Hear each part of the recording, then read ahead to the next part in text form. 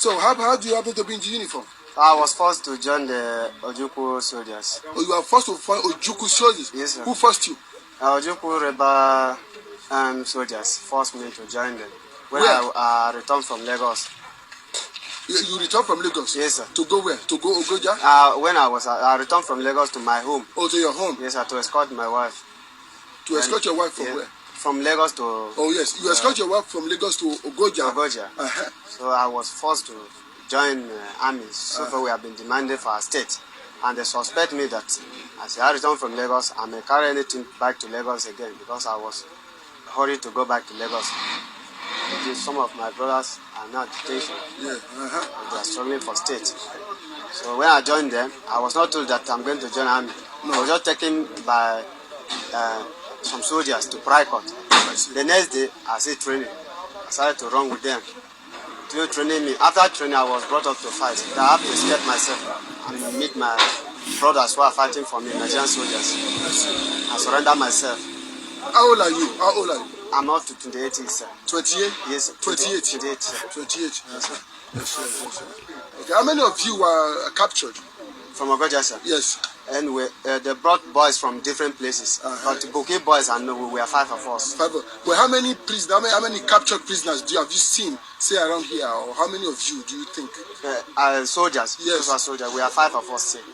Here? Yes, sir. From Ogoja? No, sir. Ogoja are only one person, sir. They are only one person? Yes, sir. But when you kept you, how many of you? We are 5 of us, but some they misrose, some we are killed. I don't know where about. Perhaps they are still coming behind. But what I'm asking you now, how many prisoners are in this town? Where they went and got you? Where they get me? Yeah, now where they brought you? Oh, where they brought me? I think we are 137 or something like that. 137. Yes. So they keep you in different places. Yes. Yeah. But in your own camp, where they keep you? We are 137. There are others in various places. I think so. Yeah. Okay.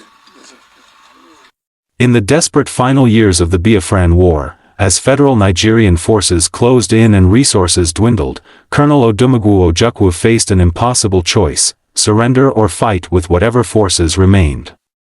What followed was one of the most controversial and tragic chapters of the conflict: the systematic recruitment of boys and young men, some as young as 12, into the Biafran army. By 1968, Biafra was collapsing. What had begun as a region of 29,000 square miles had shrunk to a landlocked enclave of barely 3,000 square miles. Federal forces, better equipped and supplied, were systematically recapturing territory. Colonel Ojukwu, facing military defeat, issued increasingly desperate calls for total mobilization. His speeches took on a darker tone as he declared that every able-bodied person must defend the homeland, every Biafran must be prepared to fight. Our survival depends on it, but able-bodied soon included children. Recruitment officers, under pressure to fill depleted ranks, began targeting secondary schools and even primary schools.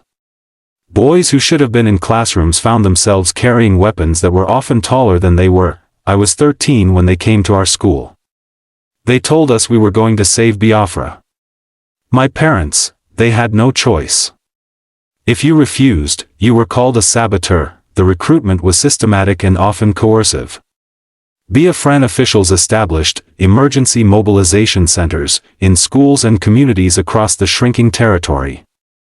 Boys as young as 12 were taken from their families with promises of glory and return. Internal Biafran military documents, discovered decades later, reveal the extent of the policy.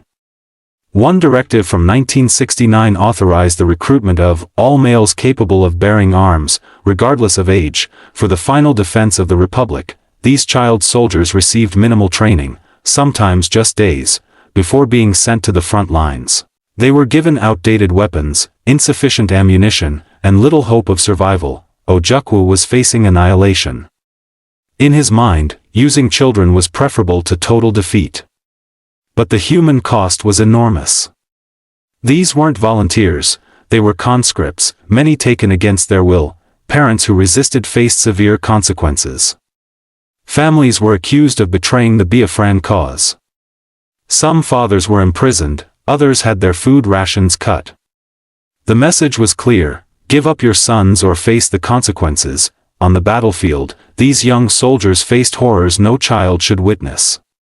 They were often placed in the most dangerous positions, used as human shields, or sent on suicide missions that regular soldiers refused to undertake. When we saw these children coming toward us with weapons, it was heartbreaking. Some were crying as they fought. We knew they didn't want to be there, but they kept coming because they had been told their families would be killed if they didn't. The casualty rate among these young soldiers was devastating. Estimates suggest that up to 30% of Biafran child soldiers died in combat or from disease and malnutrition. Many more were wounded, traumatized, or simply disappeared. I saw my classmates die. Boys I had played football with, they died in my arms. We were children playing at war, but the bullets were real. Those who survived often carried physical and psychological scars for life. Many suffered from what we now recognize as severe PTSD, though mental health support was virtually non-existent in post-war Nigeria. When the war ended in January 1970, the full scope of this policy became clear. Thousands of boys had been sacrificed in a conflict that many argue was already lost by the time they were recruited. Ojukwu, who fled to exile in Côte d'Ivoire, never fully addressed the moral implications of using child soldiers. Upon his return to Nigeria in 1982, he remained largely silent about this aspect of the war. History must record that in the final, desperate phase of the Biafran War, children were systematically sacrificed. This wasn't heroism, it was a tragedy born of desperation and poor leadership. Today, the use of child soldiers is recognized as a war crime under international law. The boys who fought and died in Biafra were among the forgotten victims of a conflict that claimed millions of lives.